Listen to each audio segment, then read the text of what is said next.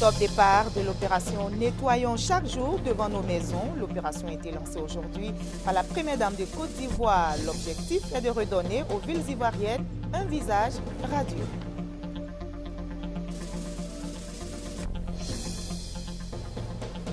Le FER, le Fonds d'entretien routier, annonce la réhabilitation des voiries dans le district d'Abidjan. Il n'y aura plus donc de nid de poule et toutes les voies seront praticables, rassure le directeur général du Fonds d'entretien routier de Côte d'Ivoire. Et les fidèles musulmans célèbrent cette nuit la révélation et la descente du Coran. C'est la nuit du destin, nuit consacrée à la prière et aux invocations.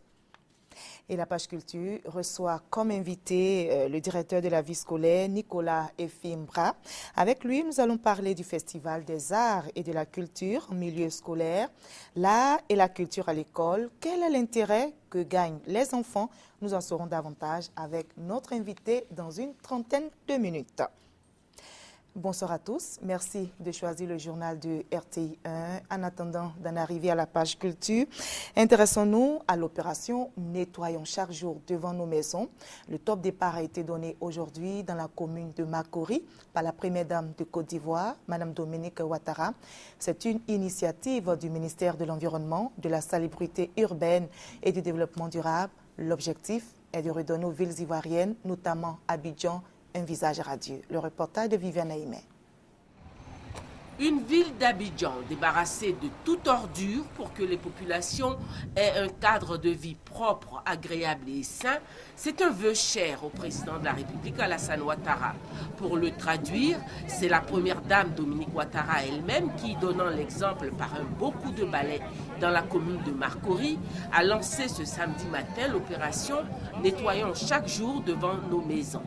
Cette opération de salubrité publique initiée par le ministère de l'Environnement, de la Salubrité urbaine et du Développement durable a reçu tout le soutien des élus communaux, dont le maire de Makori, Abi Raoul, qui a lancé le défi de faire de Makori la cité la plus propre du district d'Abidjan. Quant au président de l'UVICOSI, l'Union des villes et communes de Côte d'Ivoire, le maire François Albert Amichia, il a traduit la reconnaissance de toutes les mairies de Côte d'Ivoire aux organisateurs de cette opération de salubrité. Le gouvernement, avec au premier chef le président de la République, est véritablement engagé dans la lutte, a exposé le ministre de l'Environnement Alakwadio Rémy, qui a mis le doigt sur les nombreuses actions déjà posées. Le gouvernement déploie des efforts non seulement en termes de moyens financiers, avec environ 20 milliards par an dépensés, mais également en termes de moyens matériels et logistiques. En témoigne le don récent de plus de 5 milliards de francs de matériel de salubrité fait à plus de 160 communes par son Excellence, Monsieur le Président de la République, et également prochainement un don de 105 millions de francs CFA de matériel de salubrité qui sera fait à 16 communes de l'intérieur. Un appel d'offres international sera lancé dans les prochains jours afin d'avoir un opérateur de dimension internationale pour le ramassage des ordures à Abidjan. Aujourd'hui, nous procédons au lancement de l'opération « Nettoyons chaque jour devant nos maisons ». Il s'agit de faire en sorte que chaque ménage, après avoir nettoyé l'intérieur de sa maison, nettoie également l'extérieur, notamment l'emprise de sa clôture sur la rue. La première dame de Côte d'Ivoire, Dominique Ouattara, a investi les ambassadrices de cette campagne de salubrité, à savoir l'association des épouses des ministres, avec au premier rang l'épouse du Premier ministre Daniel Kablan-Duncan, la coalition des femmes leaders de Côte d'Ivoire, les femmes du Vivrier.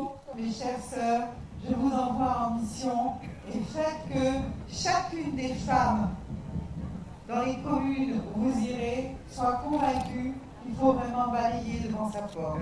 Mais avant de laisser ses ambassadrices aller porter le message dans les différents sites de lancement éclatés de cette campagne de sensibilisation, la première dame de Côte d'Ivoire a lancé à toute l'assistance un appel à une prise de conscience pour mettre fin à l'insalubrité à Abidjan.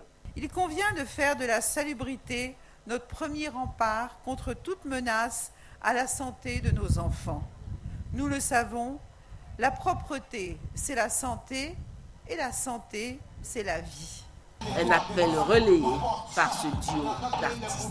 La capitale économique est devenue la capitale des ordures. On mange dans L'association des épouses des ministres donne aussi l'exemple dans la commune de Cocody. Et comme la première dame de Côte d'Ivoire, les épouses des ministres ont donné des coups de balai dans les rues du quartier de Sojefia à Cocody. Victorine Yaoyobwe y était pour vous. On a coutume de dire qu'une image vaut plus que 1000 mots. C'est ce que pensent les épouses de ministres qui ont choisi à la place des discours de prendre le balai. Et pour balayer où? La rue, le domaine public. Là, c'est pas chez moi. Et là, c'est la rue, c'est pas chez quelqu'un. Mais ça doit être propre. C'est simplement ce qu'on veut dire, c'est qu'il faut aller désormais au-delà de nos maisons. Il faut faire en sorte que toutes les rues dans nos communes soient propres. Voici le sens un peu de ce geste qu'on vient toutes d'exécuter. Ce geste, le ministère de l'Environnement et de la Salubrité urbaine veut en faire une habitude chez tous les Ivoiriens. Chaque habitant de ce pays devrait avoir le réflexe de la salubrité. Et ce n'est pas le ministère en charge de l'environnement qui va le faire, mais c'est les habitants eux-mêmes. C'est le niveau local et je le répète. C'est la commune de Cocody qui a été choisie pour cette phase pratique de l'opération Nettoyons toujours devant nos maisons, pour dire qu'aucune commune n'est mieux lotie dans cette affaire de salubrité. Et le comité local de la salubrité investi à l'occasion le prend comme un défi à relever pour le prestige de Cocody. Mais pour que Cocody retrouve son prestige, il faut aller plus loin et le conseil municipal de la commune en est conscient. Le quartier où nous sommes, vous voyez, il y a un problème de ravalement des façades. Et je pense que Cocody présente souvent une certaine laideur, mais il suffit tout simplement d'une couche de peinture pour que tout soit reluisant. Donc on va balayer certes, mais nous prenons à cœur ce problème de ravalement des façades. L'opération Nettoyons toujours devant nos maisons concerne toutes les villes de Côte d'Ivoire et va durer 3 mois. À terme, un prix sera décerné à la ville la plus propre du pays. Le FER, le Fonds d'entretien routier, annonce la réhabilitation des voiries dans le district d'Abidjan. Les nombreuses voies dégradées dans les communes ne seront plus qu'un vieux souvenir. Il n'y aura donc plus de nid de poule et toutes les voies seront praticables. C'est ce que dit en tout cas le directeur général du Fonds d'entretien routier de Côte d'Ivoire, Siandou Fofana, le reportage du Gavé Blé. Des chaussées, source d'inquiétude pour les automobilistes parce que pas toujours en bon état. Il en existe à Abidjan. Les pluies qu'a connues la capitale politique ivoirienne ces derniers temps n'ont rien arrangé. Malgré les efforts du gouvernement pour maintenir en bon état le réseau routier à Abidjan, les usagers font face dans certaines communes à des voies défigurées par les nids de poules. Il y a des trous, bon, ça nous fatigue. Ça garde les voitures même, les amortisseurs là, ça garde tout. Si le gouvernement peut arranger pour nous, vraiment, ça nous arrange. Plusieurs fois qu'ils ont essayé d'arranger ce point-là, mais à chaque fois ça revient. À chaque fois ça revient. S'ils faisaient du bon travail, je pense que ça n'allait plus revenir. La situation devrait nettement s'améliorer prochainement. On l'annonce du côté du Fonds d'entretien routier. À partir des jours prochains, il va avoir de façon concertée une réparation sur l'ensemble des routes d'Abidjan avec l'intervention dans le cadre du programme de renaissance des infrastructures en Côte d'Ivoire de la Banque mondiale, du CDD, le contrat des endettements et développement, et du financement du Fonds d'entretien routier avec une intervention de large route sur l'ensemble de ces axes-là. Et cette fois-ci, il ne s'agira pas seulement de boucher les nids de poules. On a en plus des brigades mobiles qu'on est en train de mettre en place qui, une fois que les grandes réparations sont faites, viennent pour que quand des trous commencent à apparaître, ils essaient de rattraper ces routes-là pour qu'on ne retrouve plus cette ancienne situation qui finit par freiner tout déplacement sur les axes les plus importants d'Abidjan. Ces annonces ont été faites en marge de la rencontre initiée par la Direction générale du FER pour rendre compte de la 6e réunion de l'Association des fonds d'entretien routier africains à Dakar. Il a été question là-bas des routes rurales et de la nécessité d'allouer des ressources plus conséquentes et pérennes à leur entretien.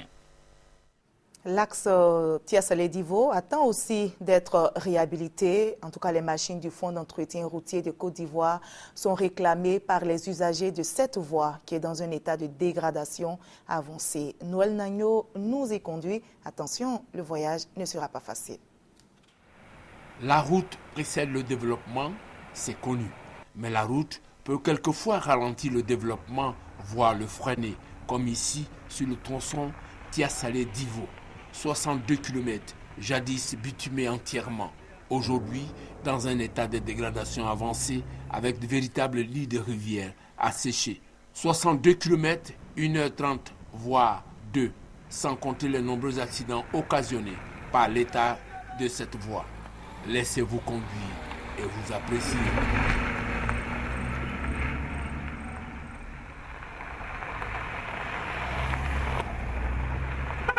De l'avis des usagers, traverser ce tronçon sans dommage sur votre véhicule est relève du miracle.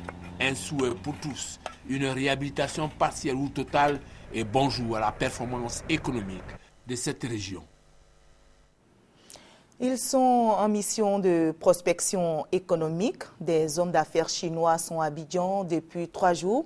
Ils veulent investir en Côte d'Ivoire. Après le Premier ministre qu'ils ont rencontré hier, ces opérateurs économiques chinois se sont entretenus aujourd'hui avec les responsables de la Chambre de commerce et d'industrie ainsi que du CPC, le Centre de promotion des investissements en Côte d'Ivoire. On fait le point avec Francis Boifou. Créer une entreprise en 48 heures en Côte d'Ivoire est une réalité, confirment les responsables du Centre de promotion des investissements du pays. Les dirigeants de la Chambre de commerce et d'industrie et ceux de la Confédération générale des entreprises de Côte d'Ivoire, eux, rassurent les opérateurs économiques chinois sur la bonne gouvernance et l'amélioration du climat des affaires. J'ai visité beaucoup de pays africains et je suis d'avis que parmi les pays de l'Afrique, surtout de l'Afrique de l'Ouest, les infrastructures de votre pays sont très très bonnes, comme le port, le réseau de routes.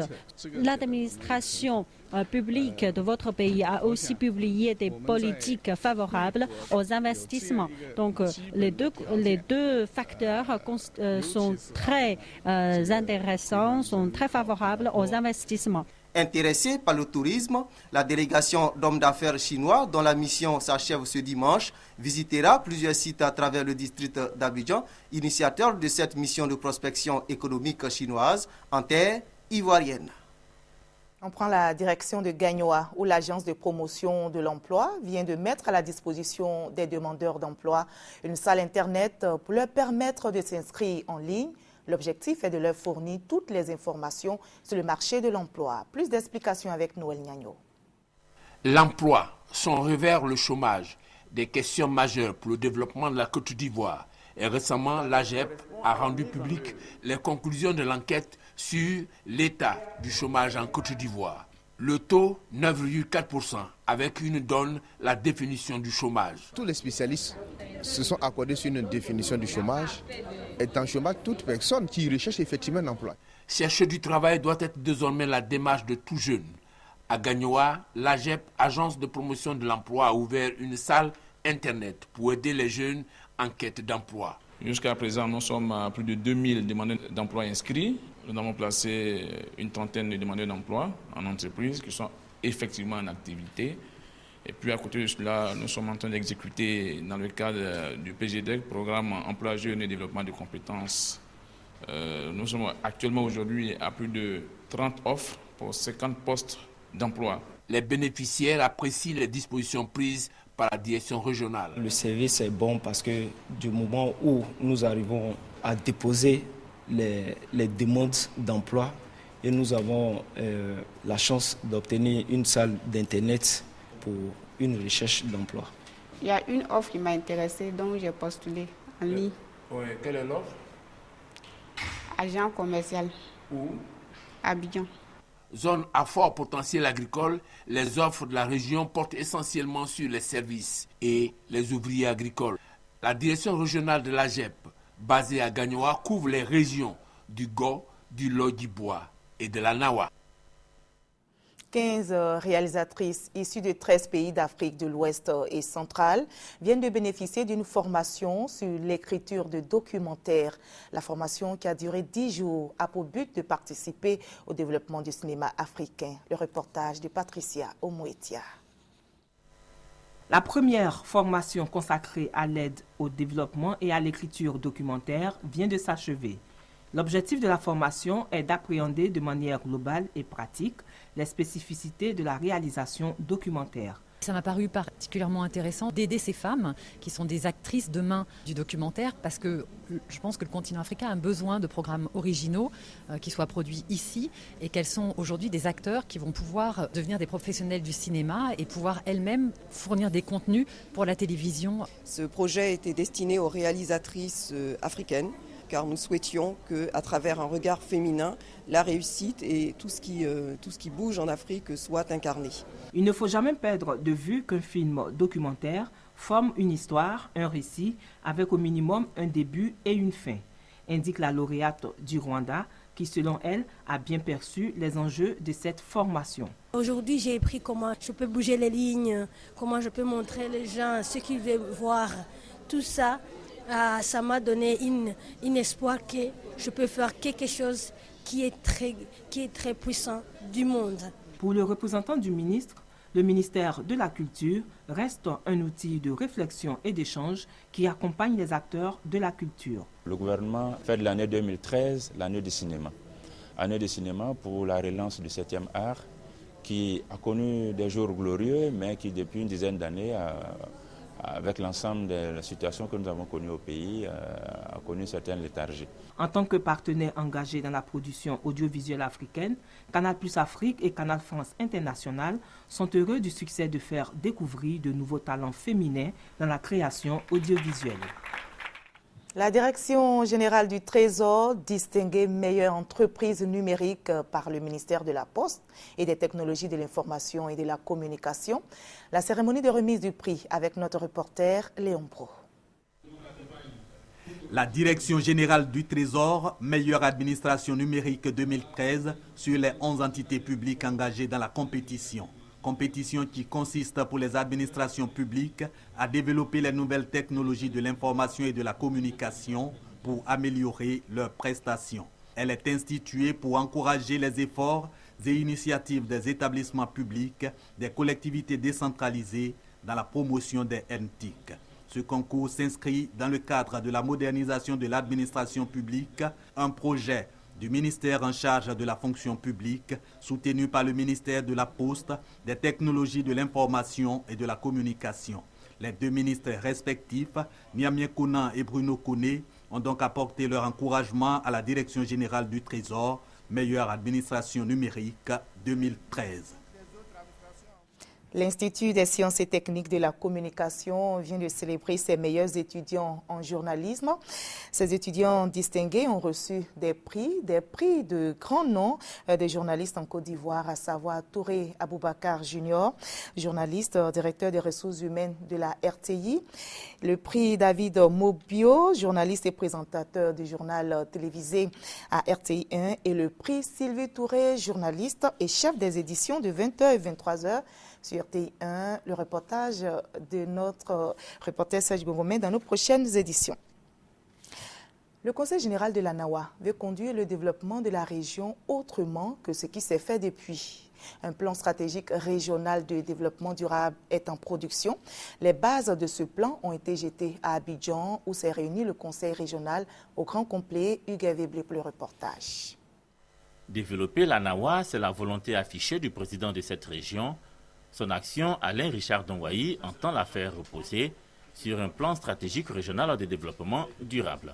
En attendant le séminaire régional qui le validera, ont été élaborés un diagnostic du niveau de développement dans la région par secteur d'activité, un plan d'action incluant les objectifs à atteindre, les projets qui en découlent et leur planification, un budget global estimatif sur 5 ans reposant sur des budgets sectoriels. On va permettre à nos actions d'être bénéfiques au profit de tous les habitants d'abord de la région, mais aussi de tous ceux qui travaillent dans la région.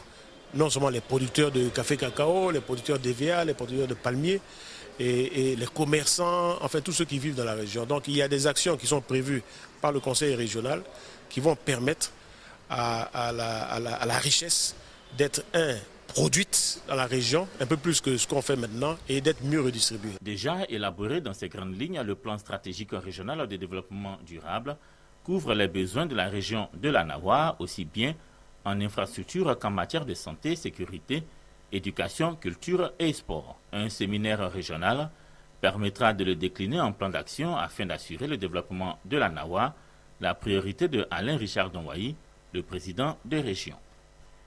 On ouvre la page politique de cette édition et je vous conduis à la rue Le Pic, au siège du Rassemblement des Républicains qui a reçu la visite de la nouvelle patronne de l'ONUCI, l'opération des Nations Unies en Côte d'Ivoire. Aïchatou Mendaoudou et le secrétaire général par intérim du RDR se sont entretenus au menu la situation sociopolitique en Côte d'Ivoire. Le reportage de Gabriel Zani. La nouvelle représentante spéciale du secrétaire général de l'ONU pour la Côte d'Ivoire, Aïchatou Mendaoudou Souleymane, poursuit ses rencontres avec les leaders politiques ivoiriens. Ce vendredi, elle a été reçue en audience par Amadou Soumaoro, secrétaire général par intérim du RDR, Rassemblement des Républicains à la rue Le Pic à Cocody. Le chef de l'opération des Nations Unies en Côte d'Ivoire a exprimé la détermination de son organisation à aider le pays à renforcer les actions de paix. J'ai exprimé la disponibilité qui est la mienne à accompagner l'ensemble des Ivoiriens dans le processus de retour à la paix et à la stabilité. Le secrétaire général par intérim du RDR a émis le souhait de voir l'ONUCI appuyer les actions du gouvernement en matière de sécurité. Nous souhaitons que l'ONUCI renforce ce qu'elle a toujours fait, à savoir accompagner le gouvernement, accompagner le président de la République dans la recherche des solutions aux différents problèmes qui s'opposent à tout pays sorti d'une crise aussi grave que vous l'avez su. Que Madame la représentante reste attentive au renforcement du dialogue républicain entre les différents partis politiques qui anime la scène ivoirienne. Hier, des échanges avec les partis politiques de l'opposition. Aujourd'hui, des discussions avec le RDR. On note chez la patronne de l'ONUCI une volonté de rapprocher les partis politiques ivoiriens. Et le Rassemblement pour la paix et le progrès prône la paix. Son président Laurent Donafologo invite les Ivoiriens à cultiver l'amour, la paix dans l'esprit. Le reportage de Léon Pro. Nous avons créé ce parti pour attirer l'attention des Ivoiriens sur la culture de la paix. Propos de Laurent Donafologo, président du Rassemblement pour la paix et le progrès, RPP, à l'entame de son allocution lors de la célébration ce jeudi du 95e anniversaire de Nelson Mandela, premier président noir de l'Afrique du Sud. Combattant de la liberté et partisan de la non-violence, Nelson Mandela reste pour le RPP et son président un modèle de paix, comme l'a été feu le président Félix Houphouët-Boigny. Laurent Donafologo invite donc les Ivoiriens à s'inspirer de ces modèles pour une paix durable en Côte d'Ivoire. L'opposition n'est pas obligée de s'exprimer par la violence. L'opposition, c'est laisser se confronter les arguments, les idées,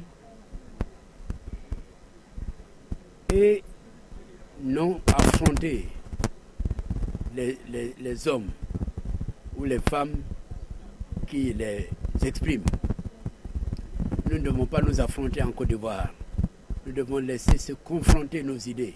Ce message, le président du Rassemblement pour la paix et le progrès l'a destiné à la jeunesse de son parti, particulièrement la coordination des élèves, étudiants et diplômés. Ces derniers ont promis de relayer ce message partout où besoin sera, car il s'agit pour eux de contribuer au retour d'une Côte d'Ivoire fraternelle. Les familles des victimes de la crise post-électorale peuvent désormais organiser les funérailles de leurs proches. Le coup d'envoi de cette opération funèbre a été donné hier par le collectif des victimes de guerre en Côte d'Ivoire. On reste avec Léon Pro. Levée de corps d'une victime de la crise post-électorale, l'acte concerne au total 13 corps et ouvre la voie aux obsèques des morts de la période trouble qui a succédé à l'élection présidentielle de 2010. Leurs funérailles sont rendues possibles grâce aux efforts du gouvernement pour apporter réconfort aux familles éplorées, lesquelles ont reçu en juillet dernier 500 000 francs CFA chacune du président de la République. Ça va nous permettre de toutes les façons de faire quelque chose. Je remercie le gouvernement, je remercie le président Alassane Ouattara. Par ce geste, l'État de Côte d'Ivoire reconnaît l'existence des victimes pour trouver une solution en vue de permettre aux victimes d'offrir le pardon pour une réconciliation sincère et vraie. Les 13 corps dont l'inhumation marque le début des funérailles des victimes de la crise post-électorale font partie des 50 identifiés à la suite de leur exhumation. Cette opération conduite par le gouvernement se poursuit. Cette année encore, l'ambassade de l'Arabie Saoudite en Côte d'Ivoire a respecté sa tradition. Elle a rompu le jeûne du Ramadan avec le gouvernement ivoirien. L'événement a eu lieu à l'Hôtel Ivoire sous le regard de Mamadou Kouassi. Membres du gouvernement, diplomates, hommes de médias, personnes anonymes, tous ont répondu à l'invitation de l'ambassade du Royaume de l'Arabie Saoudite en Côte d'Ivoire pour une rupture collective de jeûne. Une rupture placée sous le signe de la spiritualité et du renforcement de la coopération. Selon Saad Al-Soubeti, ambassadeur du Royaume de l'Arabie Saoudite en Côte d'Ivoire, cette rencontre est une recommandation d'Allah. Celle-ci consiste à partager pendant ce mois béni du Ramadan. Le diplomate saoudien souhaitait que cet instant de partage renforce davantage les liens de fraternité et de solidarité qui existent entre la Côte d'Ivoire et son pays. Les membres du gouvernement présents ont salué l'initiative. L'Arabie Saoudite a pris le siège de la BID et vous savez également que pendant la crise que nous avons traversée, la BID nous a accompagnés, la BID continue de nous accompagner. Le Fonds saoudien nous soutient dans plusieurs projets d'infrastructure. Il était donc bon que nous soyons là. L'Arabie Saoudite participe très fortement au programme de développement de la construction des infrastructures dans notre pays. Toute occasion qui nous est donnée pour manifester notre amitié avec l'Arabie Saoudite, nous ne manquons pas de le faire. En tant que musulmane, je m'en réjouis de voir que les ambassadeurs qui sont donc en Côte d'Ivoire, justement, s'intéressent à ce type donc, de cohésion pour les musulmans. Donc ça a été un moment de joie, de partage. Il faut rappeler que cette rupture collective du jeûne musulman est devenue une tradition à l'ambassade du Royaume de l'Arabie Saoudite, qui l'a initiée depuis quelques années. Et la Coordination nationale des gares routières de Côte d'Ivoire prodigue des conseils aux chauffeurs afin de rompre leur jeûne pendant leur activité dans de bonnes conditions.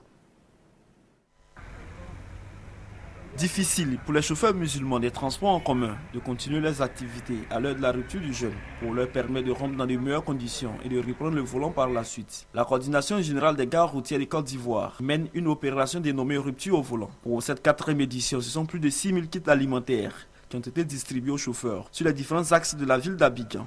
Nous avons fait la remarque du fait que si les conducteurs garent à l'heure de la rupture, les populations qui viennent du travail ne pourront pas rentrer à la maison. C'est une logique.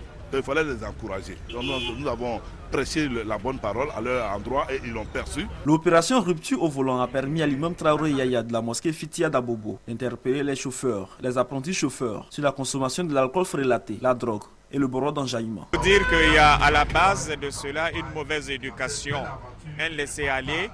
Alors non, c'est ce qui a fait qu'aujourd'hui nous voyons ce qui se passe, ce mauvais constat-là. Donc il faut que les parents reviennent à la bonne éducation et montrer aux enfants que l'alcool est quelque chose de très très grave. Satisfaits, les chauffeurs ont exprimé leur gratitude à la Coordination générale des gares routières de Côte d'Ivoire. Un geste qui, selon eux, va renforcer leur foi religieuse. Les fidèles musulmans célèbrent cette nuit la révélation et la descente du Coran. C'est la nuit du destin, nuit consacrée à la prière et aux invocations. Les valeurs spirituelles et morales seront prônées dans les mosquées. Pendant cette nuit, le récit de Delphine Gla. Cette nuit est de haute spiritualité. Une nuit bénie que les musulmans vivent avec joie, ferveur et enthousiasme. C'est la nuit de la révélation et la descente du Coran. Il s'agit de la nuit du destin.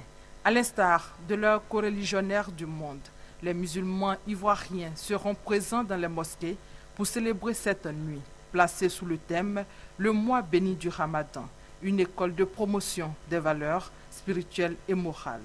Ce sujet cadre avec le contexte de dépravation des mœurs.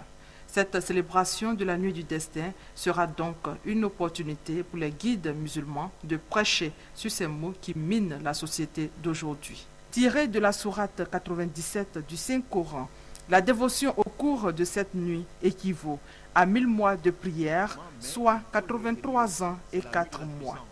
La cérémonie officielle de la nuit du destin va se dérouler à la grande mosquée de la Riviera Golfe. Par ailleurs, en raison de la nuit du destin célébrée ce samedi nuit, demain dimanche est déclaré jour férié chômé sur toute l'étendue du territoire. Au Zimbabwe, Robert Mugabe a été déclaré vainqueur de la présidentielle. Les résultats attendus pour être proclamés lundi ont été donc proclamés aujourd'hui par la commission électorale. Robert Mugabe, au pouvoir depuis l'indépendance de son pays en 1980, a remporté l'élection avec 61% des voix dès le premier tour face à son rival et premier ministre Morgan Tsvangirai, battu avec 34% des voix. Le parti de Mugabe a aussi obtenu la majorité des 2/3 à l'Assemblée nationale. Le chef de l'opposition, Morgan Tsvangirai, conteste la totalité des résultats. Il compte saisir la justice.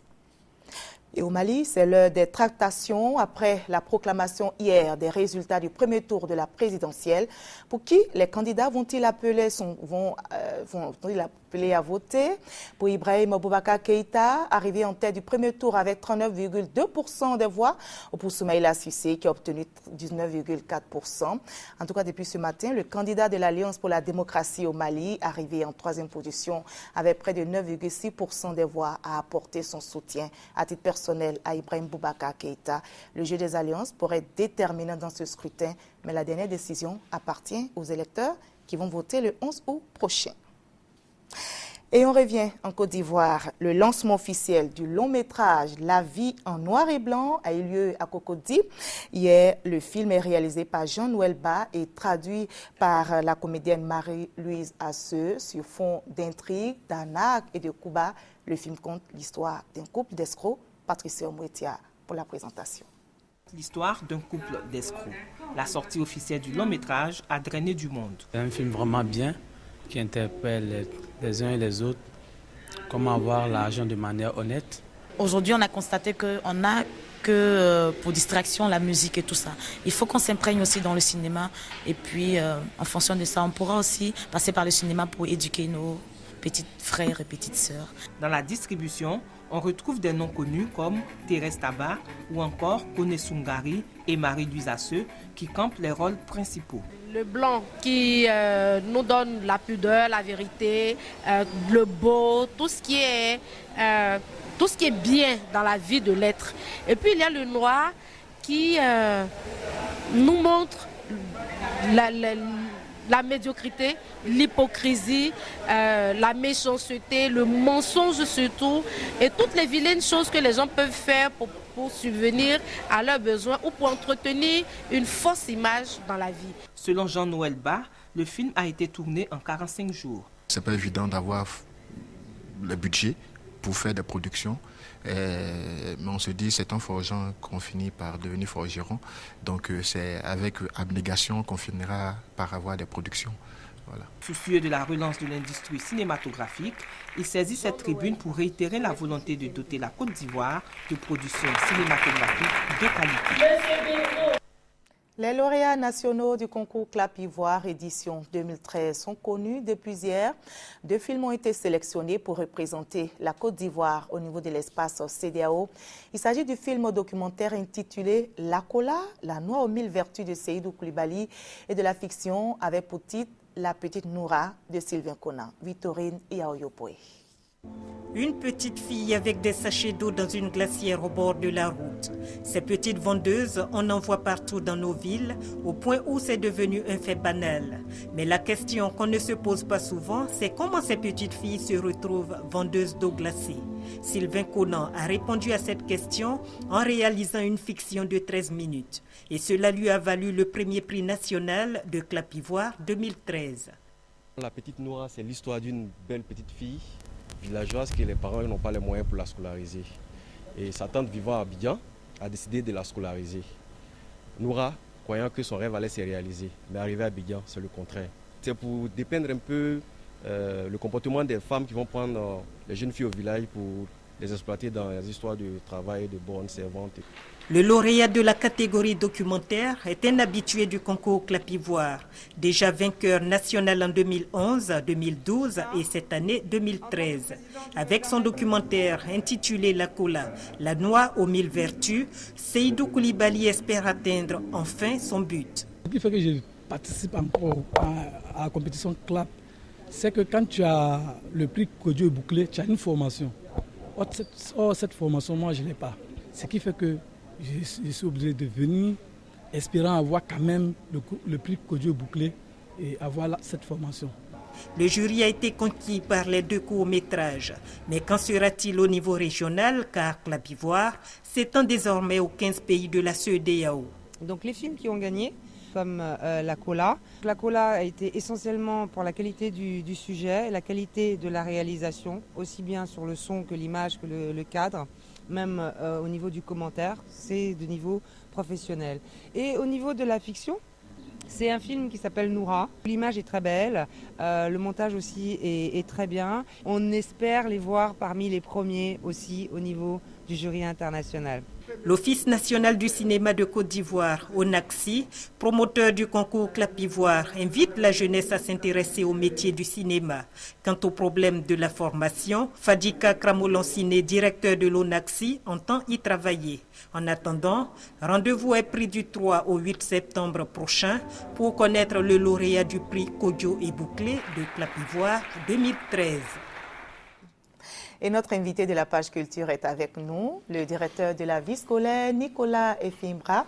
Avec lui, nous allons parler, je vous le disais en début de journal, du Festival des arts et de la culture en milieu scolaire. Les phases finales de la 2e édition de ce festival viennent de se tenir à Daloa.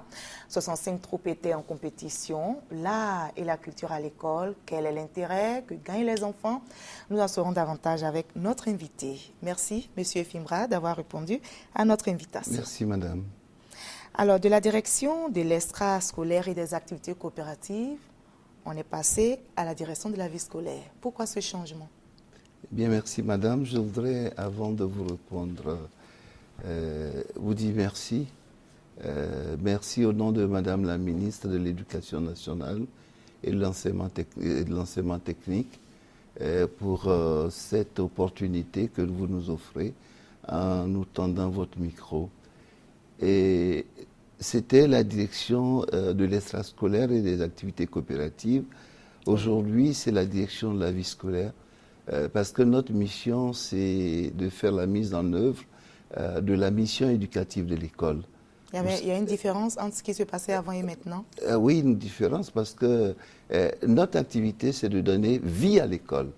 Vie à l'école, c'est-à-dire faire la mise en œuvre d'activités qui permettent aux enfants d'acquérir des compétences, qui permettent aux enfants de pouvoir créer une école attrayante, une école où il fait bon vivre, une école amie des enfants. Et je voudrais aussi dire que, vous savez, l'école a 2 missions.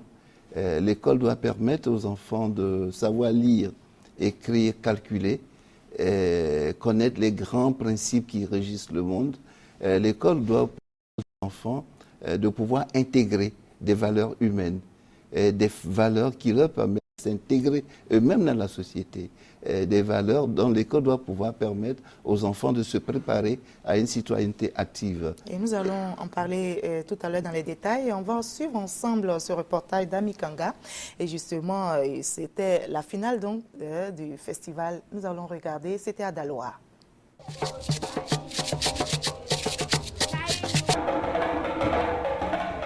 Le Festival des arts et de la culture en milieu scolaire dans la cité des Antilopes à Daloa. Plus de 1000 élèves au rendez-vous de la culture après 9 mois de dur labeur. Les festivaliers issus de 35 directions régionales de l'éducation nationale et de l'enseignement technique mettent en valeur la culture ivoirienne. Le théâtre, la poésie.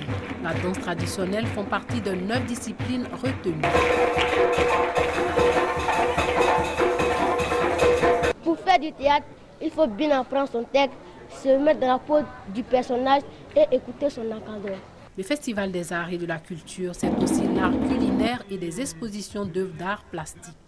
Une initiative du ministère de l'Éducation nationale qui veut par cette action inculquer des valeurs cardinales aux apprenants. Ce sont des activités qui sont importantes pour le développement physique, certes des élèves, mais surtout pour le développement intellectuel et moral. Et donc, cela permet aussi d'enseigner à nos enfants ce qu'est leur culture. 19 troupes sont arrivées à la phase finale.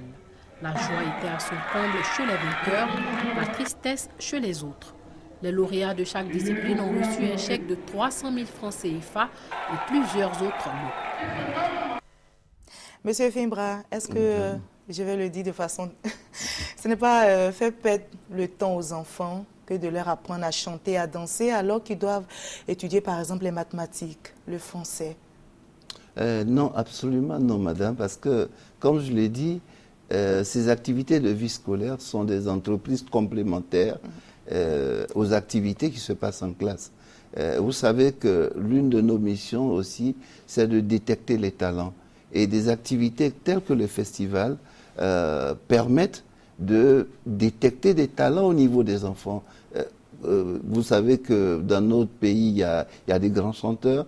Il faut pouvoir détecter à la base des talents qui peuvent demain être des gloires pour la Côte d'Ivoire. Comment concilier études et art et culture à l'école?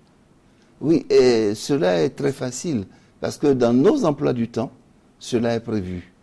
Il suffit donc de faire la mise en œuvre de ces emplois du temps, afin que les enfants puissent véritablement s'exprimer. Parce que ne pas donner cette occasion aux enfants, ce n'est pas faire de l'éducation. Parce que je vous ai dit que l'éducation, c'est 2 pans. Il y a l'école qui se passe dans la classe et les activités qui se passent au sein de l'école. Par exemple, des activités de gestion de l'environnement, des activités d'hygiène, des activités de sport, des activités de culture. Et tout ceci doit permettre de former l'enfant sur tous les plans. Alors donc, qu'est-ce que l'enfant perd quand il ne s'adonne pas à ce genre d'activités? Effectivement, l'enfant perd beaucoup. Parce qu'aujourd'hui, nous le savons, nous avons des médecins, nous avons des grandes personnes, des personnalités qui ne peuvent même pas gérer, qui ne peuvent même pas tenir une réunion. Alors qu'en faisant ces activités, ces enfants acquièrent des compétences qui leur permettent, comme je l'ai dit, de s'insérer harmonieusement dans la société. Peut-être facilement aussi. Oui, absolument. Merci beaucoup, Monsieur Fimbra. Nous sommes au thème de notre entretien. On aura l'occasion, dans d'autres éditions, de parler largement de l'intérêt de l'art et de la culture à l'école. Merci à vous, chers téléspectateurs, de nous avoir suivis. Merci de votre attention. À très bientôt.